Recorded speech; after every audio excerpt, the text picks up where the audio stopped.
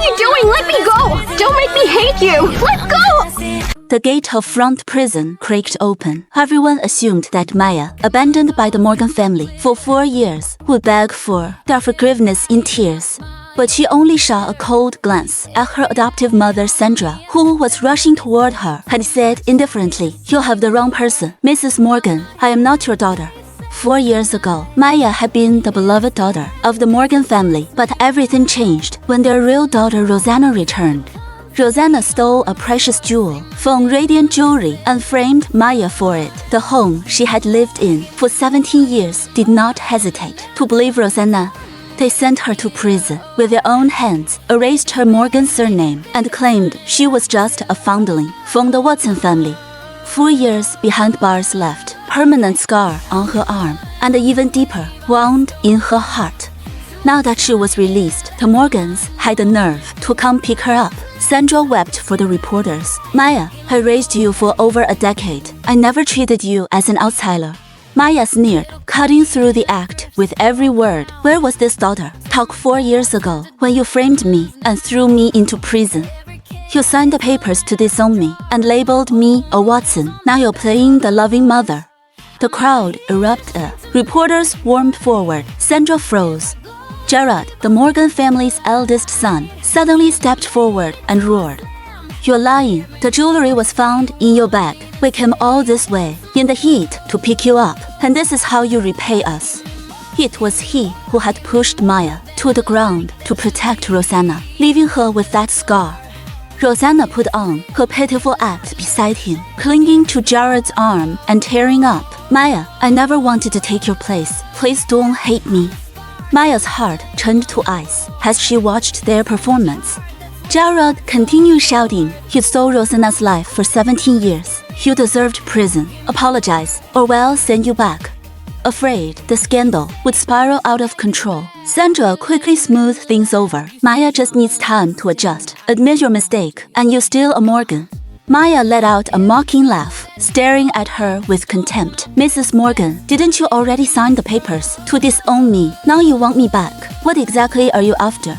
The fuss at the prison gate only escalated. Sandra, exposed for having signed the disownment papers, hurriedly fainted on the spot.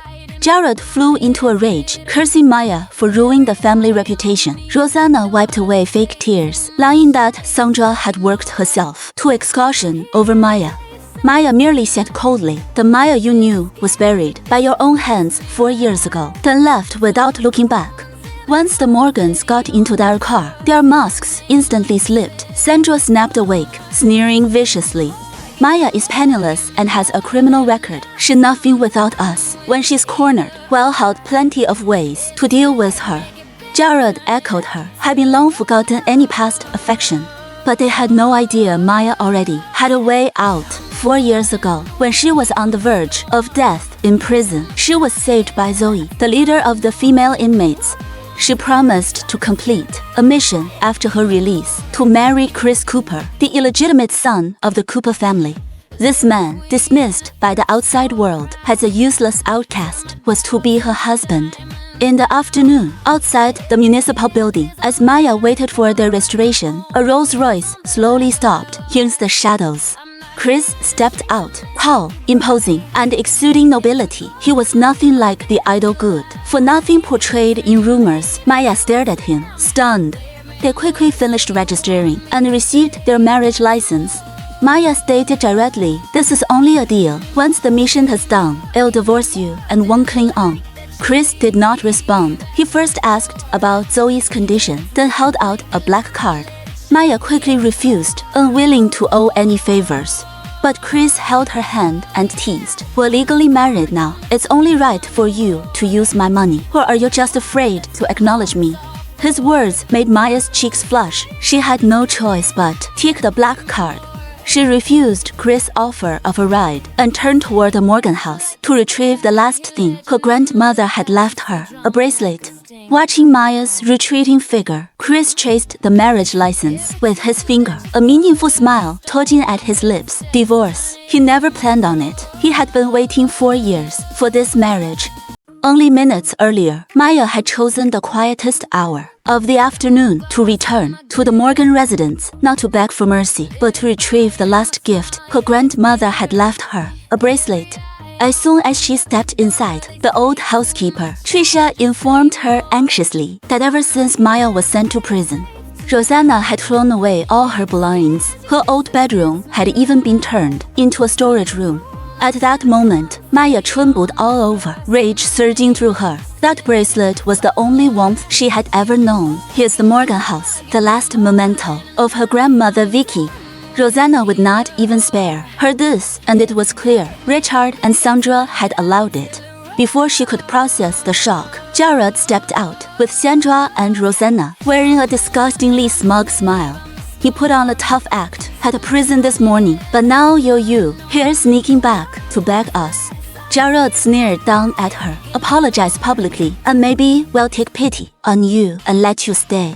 He expected Maia to bow her head. Instead, she shot him a cold glance, walked straight up to Rosanna, and demanded, "Where are my things? Give me back everything from my room." Rosanna panicked for a second, then quickly put on the innocent look, tearfully explaining. Her hypocritical words ignited 4 years of Maia's pent-up hurt and anger. She raised her hand and slapped Rosanna hard across the face, shattering her disguise. Rosanna stared at her in shock, covering her cheek as tears poured out. Jared froze, never imagining Maia would dare lay a hand on anyone. Sandra's face turned livid with rage. Maia's eyes were cold as blades as she stared Rosanna down. "This slap is for my grandmother. You don't deserve to touch anything she left me." Jared snapped out of it and lunged forward to punish her, while Sandra cursed through gritted teeth. Facing the Morgan family's fury, Maia showed no fear, but alone and outnumbered. Could she escape unharmed? And where had Rosanna hidden her grandmother's bracelet?